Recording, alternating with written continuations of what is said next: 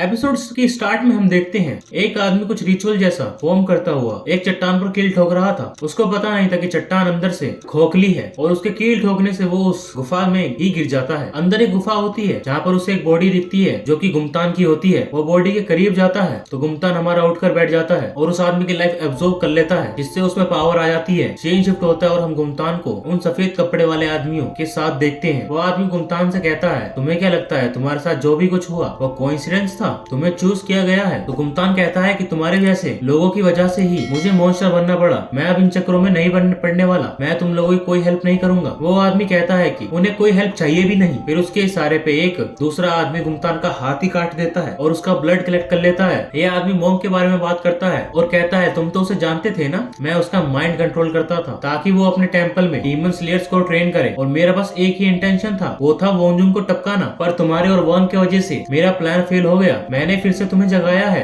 तुम्हें दूसरा चांस देने के लिए ताकि तुम अपनी गलती सुधार सको। वो जमीन पे गुमतान का ब्लड गिराता है तो बड़ा सा होल बन जाता है और उसमें से बहुत सारे ब्लैक शैडो निकलते हैं और गुमतान के अंदर घुस जाते हैं, जिससे उसका कटा हुआ हाथ भी वापस आ जाता है। और हमें यहाँ पता चलता है कि ये आदमी शेज है और उससे कहता है कि वो ऐसी दुनिया बनाना चाहता है जहाँ पे हम जैसे लोग ही रह सके हमेशा के लिए। दूसरी तरफ हम मीहू को देखते हैं जिससे वांग मिलने आया था। बात करते हुए मीहू वांग का खंजर उठाती है, लेकिन वो इतना गर्म था कि उसके हाथ से छूट जाता है। वांग कहता है कि ये क्या कर रही हो? लश डीमन के आसपास रहने से तुम्हारे मन का डर खत्म होता जा रहा है। तुम्हें क्या लगता है कि तुम लश डीमन के साथ दोस्त बनकर रह सकती हो? मीहू कहती है, हाँ क्यों नहीं, मैं तो तुम्हारी दोस्त बनकर ही रहूंगी। वांग को उस समय बेगजू की बात याद आती है। पीछे से बैकग्राउंड नॉइज आ रही है तो माफ करना, अभी अभी काली माता के भक्त आए हैं जिसने कहा था कि लोग दूसरा जन्म इसलिए लेते हैं ताकि वो अपने अधूरे काम को पूरा कर सके। और फिर हम जोहान को देखते हैं जो चर्च में बैठा होता है और अपने सवालों के जवाब ढूंढ रहा था और मिस्टर चैंग आकर उसे समझाते हैं कि इन कंफ्यूजन से बाहर निकलो और मीहू को प्रोटेक्ट करने के लिए प्लान बना। इधर मीहू सुजिन के रेस्टोरेंट में आती है तो देखती है कि रेस्टोरेंट तो बंद है। असल में अपने फियोंसे को की डेथ के बाद स्कूल से रिजाइन कर दिया है और मीहू से बिना मिले ही और वहाँ से चली गई थी।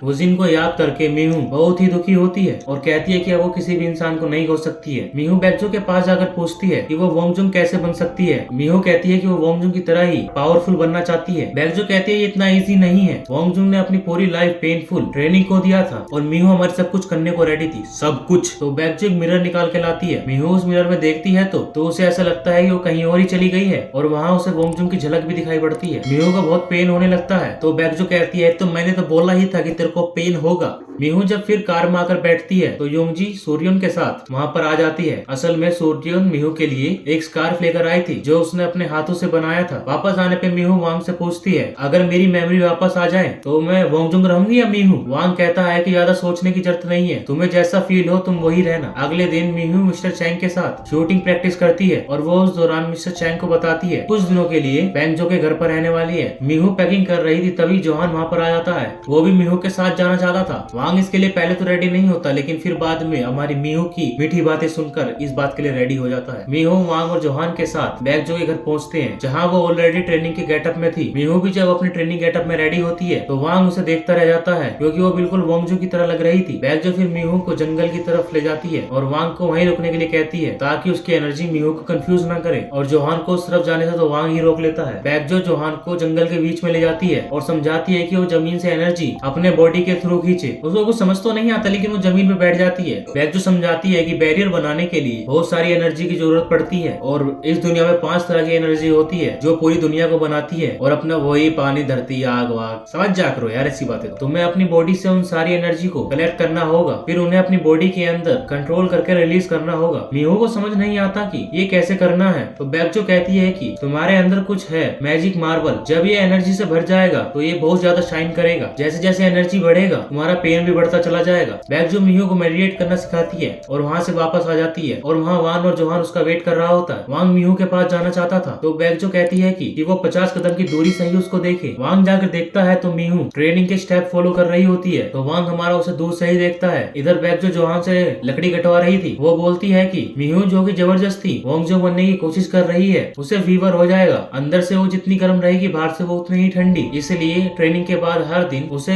गर्म पानी से नहाना होगा ताकि उसके अंदर और बाहर का तापमान मैच कर सके। बैगजो फिर जोहान से पूछती है कि आखिर वो क्यों वांगजुंग के पावर को जगाना चाहता है। तो जोहान कहता है कि वो दुनिया को बचाना चाहता है, वो बचपन से ही उसका ही सपना था। मीहू सही से मेडिटेट नहीं कर पा रही थी और बोर भी हो रही थी। तभी वांग उसके सामने आकर पूछता है कि वो ठीक तो है ना। मीहू वांग का हाथ पकड़कर उठती है, उसे ठंड लग रही थी, तो तभी उसे वांग अपना कोट पहना देता है। वापस आकर वो लोग देखते हैं कि जोहान की आग जलाकर पानी गर्म करने में हालत खराब हो चुकी थी। फिर डिनर के टाइम मीहू युंगजी के बारे में पूछती है, तो बैगजो कहती है कि उसने उसे उसके फ्रेंड के यहाँ भेज दिया है कुछ समय के लिए, बस मीहू को ही खाने में चिकन मिला था। तो जोहान और वांग लेने की कोशिश करते हैं, लेकिन बैगजो उन्हें लेने नहीं देती। मीहू अब हर दिन ट्रेनिंग करने लगी थी और वांग अब बस दूर से ही देखता रहता था उसको। ट्रेनिंग के साथ मीहू का पेन भी बढ़ने लगा था और अब मौसम भी बदल चुका था और अब बर्फ पड़ने लगी थी। युंगजी अचानक से वापस आ गई थी और बैगजो के लिए खाने की चीजें लेके आई थी। वो लोग खाने बैठे ही थे तो बैगजो और वांग को कुछ एनर्जी फील होती है। इधर जहाँ मीहू ट्रेनिंग कर रही थी वहाँ पर गुमतान आ जाता है